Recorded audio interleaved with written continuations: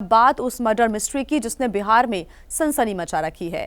2 दिन बीत चुके हैं, लेकिन अब तक पुलिस कातिल को नहीं पकड़ सकी है और पकड़ना तो दूर, ये तक पता नहीं लगा पाई है कि पटना के बड़े कारोबारी गोपाल खेमका को आखिर गोली किसने मारी। गोपाल खेमका की हत्या के बाद से पुलिस लगातार छापामार कार्रवाई कर रही है। कुछ लोगों को हिरासत में लिया गया है, लेकिन अभी तक पुलिस के हाथ खाली है। सवाल ये भी उठ रहा है कि क्या गोपाल खेमका मर्डर केस के तार उनके बेटे की हत्या से भी जुड़े हुए हैं। गोपाल खेमका की बेटी की हत्या 2018 में कर दी गई थी, तब जमीन का विवाद सामने आया था।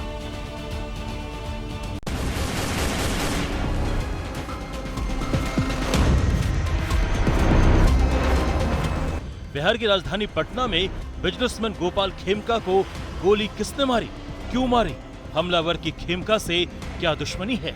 शुक्रवार की रात 11:38 पर उनके घर के सामने गोली मारी गई। कारोबारी गोपाल खेमका पटना के पौष इलाके में रहते थे। वो देर रात बांकीपुर क्लब से खुद गाड़ी चलाकर लौट रहे थे। अपार्टमेंट गेट के बाहर हमलावर पहले से छिपा हुआ था, मतलब उसने पहले से खेमका के आने जाने की रेकी कर रखी थी। वारदात को अंजाम देने के बाद हमलावर स्कूटी से फरार हो गया। ये पूरी वारदात सीसीटीवी में कैद है। बावजूद इसके इस हाई प्रोफाइल हत्याकांड में पुलिस के हाथ अब तक कुछ नहीं लगा है। हालांकि वो जल्द केस सुलझाने का दावा जरूर कर रही है। पुलिस की पूरी टीम लगाई गई है, एसटीएफ की टीम लगाई गई है इसके उद्भेदन में, और हम लोग की अपेक्षा है कि शीघ्र ही उद्भेदन हो जाएगा। हत्या के क्या संभावित कारण हो सकते हैं, उन कारणों की तहकीकात की जा रही है। हत्या के कारणों पर गहन मंथन चल रहा है। पुलिस हर दृष्टिकोण से, हर आयाम को देख रही है। 3 संदिग्धों को हिरासत में लेकर पूछताछ जरूर हो रही है, लेकिन साजिश की कड़ियां फिलहाल जुड़ती नहीं दिख रही हैं। सूत्रों के मुताबिक पुलिस को गोपाल खेमका के शूटर की लोकेशन हाजीपुर में मिली है। पुलिस ने इससे पहले दावा भी किया था, उसे इस हत्याकांड को लेकर बड़ी लीड मिली है। काफ़ी अनुसंधान में काफ़ी प्रगति हो चुकी है। अभी सारा ये मामला अनुसंधान अंतर्गत है, क्योंकि जो भी डिटेल्स हैं वो शेयर करने से अनुसंधान प्रभावित हो सकता है। जो भी इसके अंदर में अपराधी हैं उनको गिरफ्तार किया जाएगा, कड़ी से कड़ी कार्रवाई करी जाएगी। पटना पुलिस और एसटीएफ मिलके इस कांड का जल्द से जल्द उद्भेदन करेगी। पुलिस को शक है हत्या की साजिश बेऊर जेल में रची गई, इसीलिए पटना पुलिस की टीम ने जेल में छापेमारी भी की। इस दौरान बेऊर जेल से पुलिस को मोबाइल और आपत्तिजनक सामान मिला, जिसके बाद बेऊर जेल के 3 वार्डन निलंबित कर दिए गए। जेल के सहायक अधीक्षक नीरज कुमार को नोटिस जारी किया गया है। जेल उपाधीक्षक अजय कुमार को शो कॉज नोटिस जारी किया गया है। कारोबारी गोपाल खेमका के बेटे गुंजन खेमका की भी इसी तरह 20 दिसंबर 2018 को गोली मारकर हत्या कर दी गई थी। पुलिस ने गुंजन मर्डर केस में हत्या के 1.5 महीने के बाद अभिषेक कुमार उर्फ मस्तू एवं राहुल आनंद उर्फ चीकू को गिरफ्तार किया था। पुलिस ने बताया था मस्तू ने अपना गुनाह कबूल कर लिया है, लेकिन मर्डर केस की जांच इससे आगे नहीं बढ़ पाई। जेल से निकलने के बाद मस्तू भी मारा गया। पुलिस ने तब बताया था वैशाली में हाईवे के किनारे 13 बीघा जमीन के एक प्लॉट को लेकर विवाद में ये हत्या हुई है। इस जमीन पर अपराधी माफिया की भी नजर थी। ऐसे में सवाल उठ रहा है, क्या गोपाल खेमका की भी हत्या इसी जमीन के लिए की गई? क्या गोपाल खेमका और उनके बेटे की हत्या के बीच कोई कनेक्शन है? क्या गोपाल खेमका और उनके बेटे की हत्याओं को सुपारी देने वाला शख्स एक ही है? पुलिस ने गुंजन मर्डर केस में शूटर को पकड़ा तो था, लेकिन सुपारी देने वाले को नहीं पकड़ा था। गुंजन की हत्या को जमीन विवाद तो बताया था, लेकिन मरवाया किसने, ये बिना बताए केस को ठंडे बस्ते में डाल दिया था। तब भी इसे लेकर पुलिस की काफी किरकिरी भी हुई थी, और अब गोपाल खेमका की हत्या के बाद परिवार काफी गुस्से में है। आदमी बहुत सज्जन थे, ये बहुत शरीफ आदमी थे। अब तो ऐसा लगता है कि शरीफ का निकलना ही घर से मुश्किल हो गया। अब घर के दरवाजे पे जिनकी हत्या हो जाए, ये तो बड़ी विचित्र बात है। और पटना पुलिस है कि आराम से सोई हुई है। अरे बता नहीं सकते हैं कि क्या हम लोग के साथ बीत रहा है, कि सांस लेना भी मुश्किल हो रखा है। थे कि हमको खतरा है जान का? कभी नहीं, कभी नहीं। या आप लोग को किसी पे शक नहीं, किसी पर शक नहीं। क्या चाहते क्या आप लोग? चाहते हैं कि जो गिरफ्तारी हो उसको सख्त से सख्त सजा मिले। ऐसा मतलब इसका मतलब करे अपना खौफ हो कि मतलब दूसरा आदमी को क्राइम करने के लिए 100 बार सोचना पड़े, ऐसा मतलब सजा होना चाहिए। गोपाल खेमका की हत्या के बाद पुलिस की एक बार फिर फजीहत हो रही है। सवाल ये है कि जब राजधानी पटना के सबसे पॉश इलाके में राज्य का सबसे बड़ा कारोबारी सुरक्षित नहीं है, तो फिर कौन सुरक्षित है? जवाब का इंतजार है। इस बीच गोपाल खेमका पंचतत्व में विलीन हो गए हैं।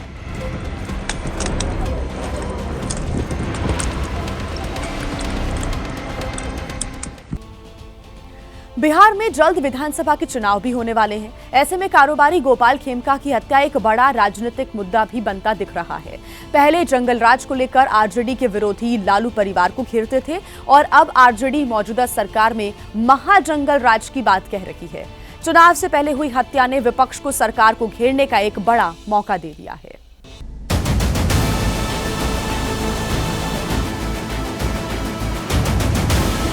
बिहार में अपराधियों का तांडव है। इस सरकार में कोई कार्रवाई, कोई सुनवाई नहीं। ये महाजंगल राज है। बिहार उनके हाथ में अब नहीं है। बिहार जिनके हाथ में, वो दिल्ली दरबार में बैठे। किसी को बिहार की चिंता नहीं है। बिहार की जनता मर रही है और ये लोग लोगों के आंख में धूल झोंकने का काम कर रहे हैं। बिहार में मौसम चुनाव का है। कुछ महीने बाद विधानसभा चुनाव होने हैं। ऐसे में बढ़ते क्राइम को लेकर सियासत भी गर्मा गई है। विपक्ष एनडीए सरकार पर हमलावर है। कानून व्यवस्था की चरमराती हालत को लेकर उसे घेर रहा है। कारोबारी गोपाल खेमका की उनके घर के सामने हत्या के बाद बिहार में जंगल राज रिटर्न्स की बात कही जा रही। पूछा जा रहा, क्या यही है नीतीश का सुशासन राज, जहां अपराधी बेखौफ हैं, जिन्हें पुलिस का खौफ ही नहीं। राहुल गांधी ने गोपाल खेमका की हत्या के बाद एक्स पर पोस्ट किया। पटना में व्यवसायी गोपाल खेमका की सरेआम गोली मारकर हत्या ने एक बार फिर साबित कर दिया कि भाजपा और नीतीश कुमार ने मिलकर बिहार को भारत की क्राइम कैपिटल बना दिया है। आज बिहार लूट, गोली और हत्या के साए में जी रहा है। अपराध यहाँ नया नॉर्मल बन चुका है और सरकार पूरी तरह नाकाम। इससे पहले नेता प्रतिपक्ष तेजस्वी यादव भी खेमका और उनके बेटे की हत्या को लेकर नीतीश सरकार पर सवाल उठा चुके हैं।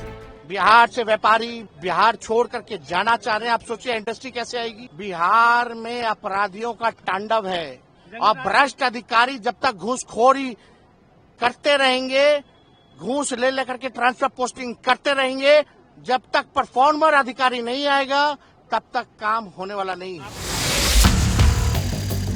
इस बीच नेताओं का गोपाल खेमका के घर पहुंचने का सिलसिला भी जारी है। पूर्व केंद्रीय मंत्री और कांग्रेस के राज्यसभा सांसद अखिलेश सिंह ने गोपाल खेमका के आवास पहुंचकर परिजनों से मुलाकात की। इस दौरान उन्होंने विशेष सत्र बुलाने की मांग कर डाली। बिहार को तो क्राइम कैपिटल बना ही दिया है। 116 हत्या पटना में इस साल अकेले हुआ है और फिर भी सरकार कान में तेल डाल के सोई हुई है। तो इससे बड़ा और क्या हो सकता है। बिहार के लोग भगवान भरोसे जी रहे हैं, चल रहे हैं, धंधा कर रहे हैं। सब लोग, बिहार की पूरी जनता, और केवल पटना में 116 नहीं, कोई जिला नहीं है जहां हर दिन हत्या नहीं हो रहा हो। बिहार के डिप्टी सीएम सम्राट चौधरी ने भी गोपाल खेमका के परिजनों से मुलाकात की। इस दौरान उन्होंने भरोसा दिलाया कि अपराधी पाताल में भी होंगे तो खोज निकाला जाएगा। इससे पहले शनिवार को बिहार के डिप्टी सीएम विजय सिन्हा भी गोपाल खेमका के परिवार से मिलने पहुंचे थे। गोपाल खेमका जी की हत्या ये हमारे लिए चुनौती का विषय है। माननीय मुख्यमंत्री जी ने एसआईटी गठन किया है और स्पष्ट निर्देश दिया है, कहीं भी छुपा अपराधी हो उसके खिलाफ कार्रवाई होगी, उसको बख्शे नहीं जाएंगे।